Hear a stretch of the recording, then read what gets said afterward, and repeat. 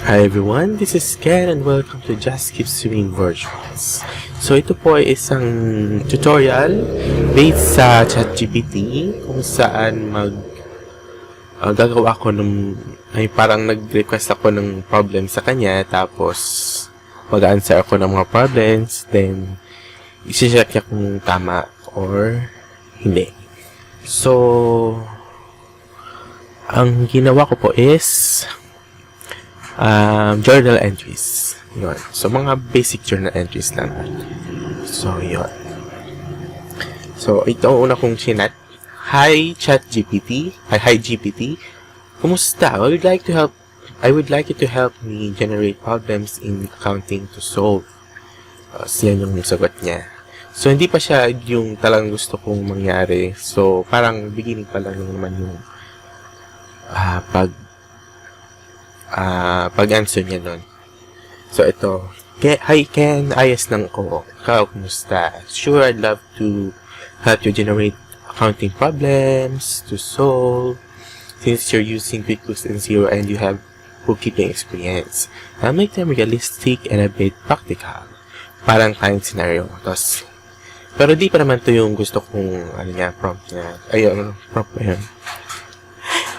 Yung answer niya, gano'n. Tapos, ito yung sinabi ko after doon. What about journal entry problems? With beginning capital mentioned first, January 1. So, ang ibig ko sabihin, yung parang at the beginning of the current year, Kenneth Cañeta investor parang gano'n. Yun yung sinasabi kong beginning capital mentioned first. Up to December 31. So, yung tutorial natin ngayon, January lang. Parang may continuation pa to hanggang December. Sana magawa ko rin ng maayos yun. So, yun. Pero yes, sana. Yes, so, you can do it little by little. So, yun yung sinabi ko. Parang iniisa-isa niya yung month. Kaya di siya na hassle masyado si GPT. Love this Ken. Full accounting cycle vibes. You do this little by little, starting with journal entries practice, set 1, January only. So, business information. Siya na nagbigay ng business information kasi matagal na ako nag-chat sa kanya ng mga may mga prompts or mga kailangan kong gawin, parang gano'n. So, yeah. So, business name, KC Services. Owner, Ken Cañeta. Cañeta nakalagay. Pero okay lang yan. So, on January 1, 2026, Ken started the business with 200,000 pesos cash, 80,000 pesos office equipment. Record the January 1 investment. Record the following January transactions in journal entry format. We'll compute balances later. Tapos, ito yung sunod. January transactions. Pay 24,000 for 3 months of office rent. So, parang nagbayad siya for advance na for 3 months. Purchased office supplies on credit worth 15,000 pesos. On credit, ibig sabihin, may parang on account. So, January 8 naman, provided services worth 45,000 pesos. Client paid in cash. So, ibig sabihin nito, parang normal transaction lang naman ng mga services natin. So, purchase additional equipment worth 50,000. Paid 20,000 cash, balance on account. 20,000. Nag-down payment na siya na 20,000. Tapos yung balance nung 50,000 after 20,000 is on account na. Paid 8,000 for utilities. Utilities, big sabihin mga electric supply, electricity, water bills, parang. Received 30,000 from a client for services to be performed in February. Ibig sabihin, advance payment sa mga services na i-perform ng ating company kay client. So, ibig sabihin nito, ito ay isang advance payment din. Again. Pay 10,000 to suppliers for partial payment of supplies purchased on January 5. Ito partial payment ng January 5 transaction. Provided services for 60,000 on account. Worth 60,000 on account. Ibig sabihin, nag-provide na siya ng services pero di pa siya nababayaran ng customer. O tayo ng customer. Owner withdrew 20,000 cash for personal use. Ibig sabihin nito, yung cash ng company ay kinuha niya para sa kanya muna para gamitin niya for his personal use or for personal use ng may-ari ng company. Tapos, paid salaries amounting to 18,000. Yung mga empleyado. So, your task. Start by answering what is January 1 journal entry.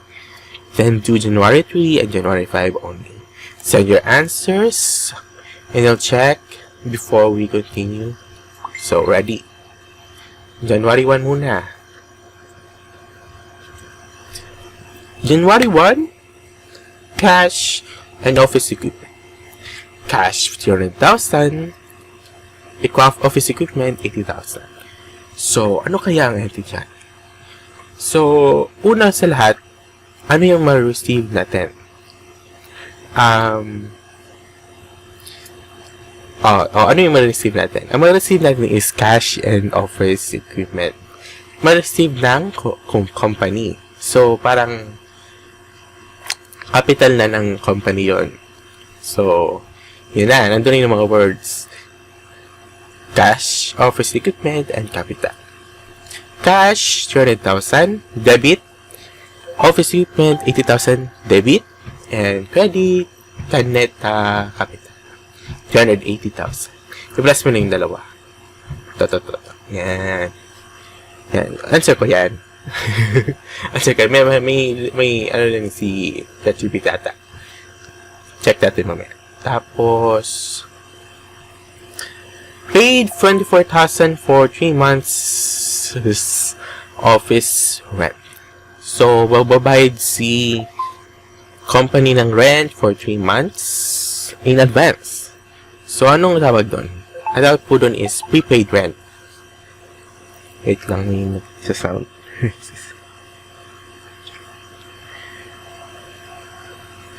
Mababayad si company ng 3 months worth of rent for 24,000. So, ang tawag po doon is prepaid rent. Prepaid rent, 24,000. And then cash. Kasi yun yung pinambayad mo. Credit, 24,000. January 5. Purchase office supplies. Ay, ito pala. Yun, ito. Prepaid rent. Prepaid rent, 24,000. Cash, 24,000. 5. Purchase office supplies on credit worth 15,000. Office supplies. Yun yung ma-receive mo. So, debit office supplies, 15,000. Then, credit. Ano yung credit mo?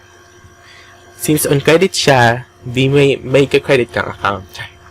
yung pagkakano ko. Parang, ko dati yung pagkakredit ko dati ng credit. So, yun. Parang yung account, may credit. So, since may credit na account ikaw, di may accounts payable ka na 15,000.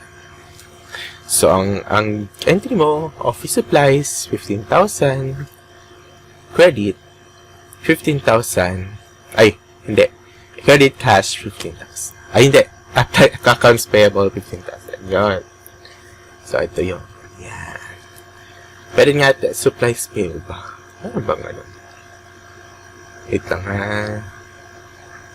Oo, tama to. Accounts payable pala. Yun. Very good, Ken.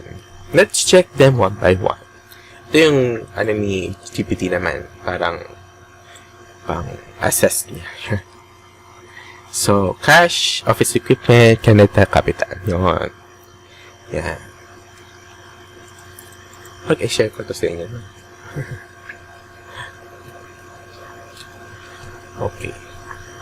Owner's equity increase, 280,000. Tapos, yun. Balance and clean. January 3. January 3, because it's 3 months in advance, it's an asset. We paid rent, not expense yet. Good thinking. Accrual basis, mindset. Yes, stop. Ganyan yan. Tapos, office supplies, paid purchased on credit, liability increases. Yun. Iki-credit mo. So, basta kung ikaw yung magbabayad, credited. Pero kung ikaw yung babayaran, may nakalagay din naman doon na debited. Pero di yun, parang hindi siya on credit din yun. On credit din. Kasi sa perspective din ng ng customer. Yes. You're doing very well so far. Clean format and correct accounts. Next one naman. Ito naman na dalawa. Provided services worth 45,000. Client paid in cash. Purchased equipment worth 50,000. Paid 20,000 cash. Balance on account. First, provided services. So, meron kang service na provide. So, ibig sabihin, meron kang income. Service revenue credited. So, nasa right side siya. 45,000. And cash, ma-receive mo yung cash. Ma-receive mo yung cash kasi bayad na siya. Parang paid in cash na. Hindi siya paid in account. So, parang yun, nag-payment na yung client mo. So, ma-receive mo na yung cash. So, cash debit and service income credit. Yun. Or service revenue. Yun. So, January 10, sana yun? Purchased equipment worth 50,000. Paid 20,000 cash. Balance on account. Ibig sabihin, nag-down payment siya ng 20,000 cash. Tapos, yung tira, babayaran niya sa susunod na mga araw or buwan. So, 20,000 cash minus 50,000. 50,000 minus 20,000 cash is equal to 30,000. 30,000, yun yung on account o yung accounts receivable mo. Tapos, 50,000 yung equipment. Ay, hindi. Purchase pala to. Sige. Sorry. Purchased. Sorry na, mali po ako. Akala ko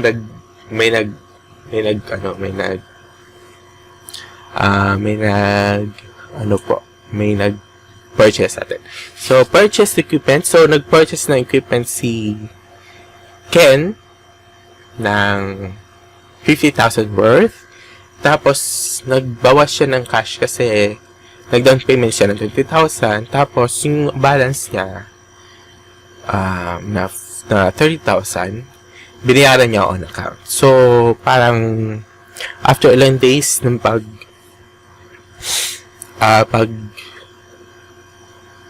nung transaction, doon niya lang papayaran yung account. So, parang tinayagan naman siya ng vendor natin. So, yun. Equipment, 50,000. Cash, 20,000. Accounts payable, 30,000. Ito na po. Nice, Ken. You're on a roll. Let's check. Cash, 45,000. Service revenue, 45,000. So, correct. Cash increased, asset 1. And revenue increased, asset 2. Perfect. Yeah, perfect. And then, January 10. Equipment, 50,000. Cash, 20,000. Accounts payable, 30,000. Correct. Assets increased, 50,000. Asset decreased, 20,000. Liability increased, 30,000. Still balanced, very clean and entry. So, yun.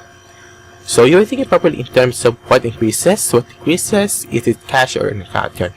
Basta, tandaan po natin na sa accounting, kung may i-debit ka, dapat may i-credit ka. So, parang double entry bookkeeping system po. So, kahit kailan yung, kahit apat sa debit, kahit isa lang sa credit, okay po yun. Basta, ma-justify yung mga explanation, tapos yung mga definition, tapos yung meaning ng entry. So, yeah. Next two transactions. Now record January 15, paid 8,000 for utilities. January 18, received 30,000 from client for services to be performed in February.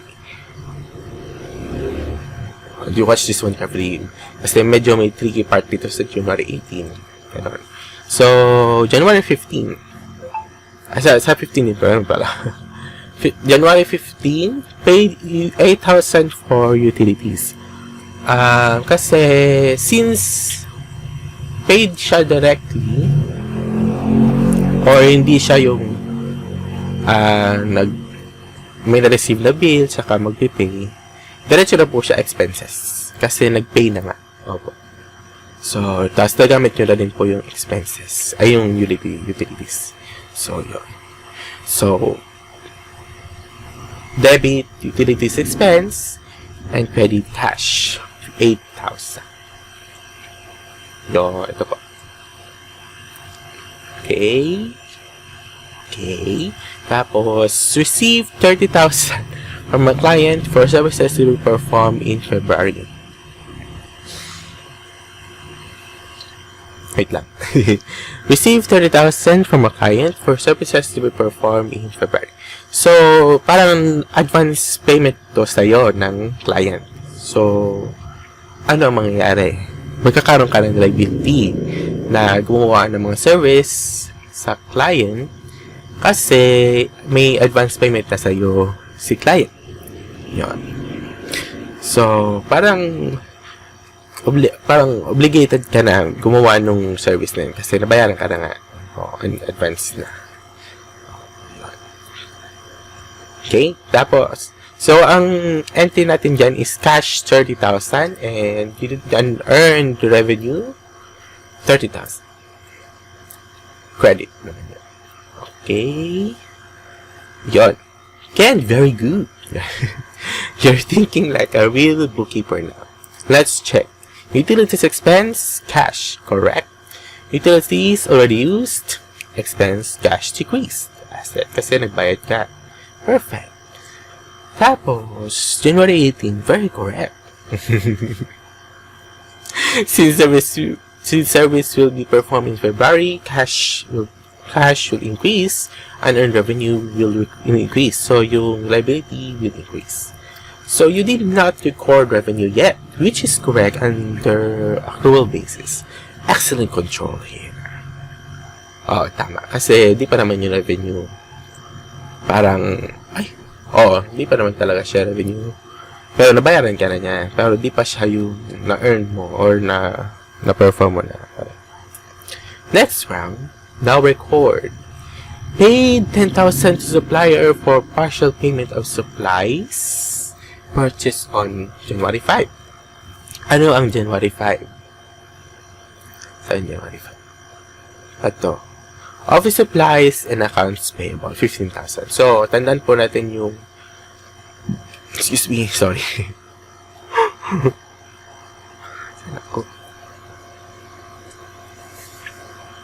So, tandaan po natin, 15,000 yung full amount. So, partial payment niya is 10,000. So, mababawasan ng 10,000 yung accounts payable mo. Dahil, ang obligasyon mo is 15,000. So, mababawasan ng 10,000, magiging 5,000. So, po ang entry, 10,000. Yung nakalagay sa na yung nakalagay sa problem. So, ang entry mo, accounts payable, 10,000, cash is 10,000. Kasi yun yung binayan mo. Ito. Yarn. Tapos, January 25, provided services were 60,000 on account. Be careful with account titles and what is affected. Go ahead. So, provided services were 60,000 on account. On account, ibig sabihin, pumayag ka na magbigay si client ng bayad after ilang days ng pag-work or ng services mo. So, hindi on the spot yung bayad. Parang. So, ano yung account na nakalagay doon? So, ang account is accounts receivable 60,000 and service revenue 60,000 kasi nakapag-provide ka na din ng services. Di kagaya nung kanina na nag-buy si client in advance pero hindi ka pa nag-perform ng services. Ito po. Accounts receivable 60,000, service revenue 60,000. Okay, can solid work again? Let's check carefully. Accounts payable 10,000, cash 10,000. Correct. You reduce the liability from January 5. Cash decrease. Perfect. Accounts receivable 60,000, service revenue 60,000. Service already performed, revenue not yet paid, or accounts receivable very clean. So you're handling cash versus credit correctly, accruals versus unearned correctly, expense versus asset correctly. That's strong foundation. Bookkeeping. Ganun. Tapos, final journal entries. Ito yung last ng January natin. January entries natin. So, January 28, owner withdrew 20,000 cash for personal use. Ibig sabihin, kumuha siya sa business ng cash for his personal use. O, para may babayaran siya, o may bibiliin siya, parang gano'n. Si Ken. So, debit. Ano kaya ang debit? Since mawawalan ng kapital yung business, directly sa capital yung bawas natin. So, since owner, si Ken ay nag-withdraw, so, ang lalagyan natin is Kanyeta withdrawal. Kasi yun yung apelido niya. So, kung ang pinapilido ng owner, yun yung ilalagay natin sa ano. Kumari, Juan de la Cruz. De la Cruz Capital. De la Cruz Drawing. Mga ganun. So, dito, Kanyeta Drawing. And then, cash is 20,000. Credit. Paid salaries amounting to 18,000. Paid salaries amounting to 18,000. So, since mag-end na yung month, babayaran natin yung mga salaries ng ating employees. So, for ang mawawala sa atin is cash, syempre. So, magbayad tayo. Ano naman may receive? Are you gonna receive or value receive naman talaga, no? Yung debit. Pero yung parang may-record natin after salaries expense. Yun na, nasabi ko na.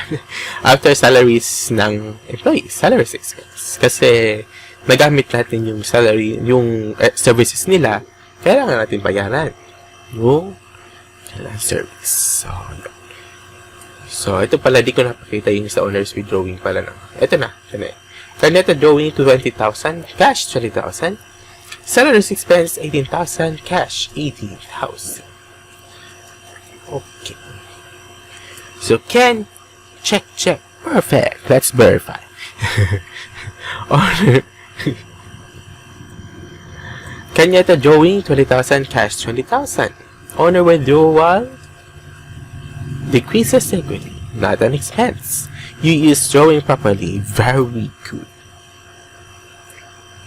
So, salaries expense, 18,000. Cash, 18,000. Correct.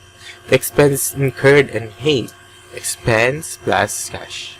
Decrease. Yeah. So, January, the is completed. You handled capital investment, prepaid expense, supplies on account, cash revenue, credit revenue, partial payment of liability, unearned revenue, drawings, and expenses. That's basically full bookkeeping flow for a month. Next level, adjusting entry, January 31. Now we adjust additional information. Office rent of 24,000 was for 3 months starting January 3. Starting January 3, parang beginning of the month pa rin naman yun. Kaya hanggang January 31, as 1 month na yun. So, since January 31 na, 24,000 divided by 3 since 3 months daw. So, ang per month na is 8,000. Mag-adjust tayo ng ating entries after the month ng 8,000. Babawas yung prepaid rent na 8,000. So, since naka-debit yung prepaid rent, kikredit mo siya. So, prepaid rent credit, 8,000. Ano ang kanyang debit? Since nababasan yung rent. Diba dati meron tayong mga supplies, salaries, ganon. Ano ginawa natin? An expense. So, yun, meron din tayong expense sa rent. Rent expense, 8,000. And hindi cash. Prepaid rent, 8,000. Ito pa. Yun. Number 2, supplies remaining at January 31 are 5,000.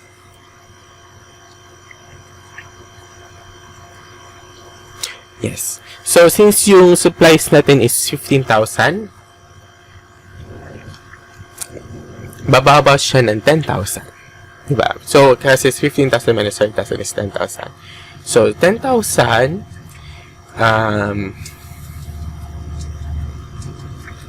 ayan. Wait lang. So, 10,000, ano mangyayari sa supplies? Mag-credit siya. So, babawas siya sa 15,000. So, ilalagyan natin siya sa credit. So, magiging supplies credit. Credit supplies, 10,000. Ano naman ang ilalagyan natin sa debit? Kaya ng rent expense, gagawin natin siyang supplies expense. 10,000. Yun. Tapos, number 10, number 3, number 10. 10,000 of them unearned revenue has now been earned. Ano meaning ng earned? Ibig sabihin na perform na. So, na-realize na natin. Or parang nagawa na natin yung revenue na dapat na binayaran na sa atin ng client. So, 10,000, ito parang i-debit mo lang yung unearned revenue, yung liability. Ang liability is unearned revenue, ha?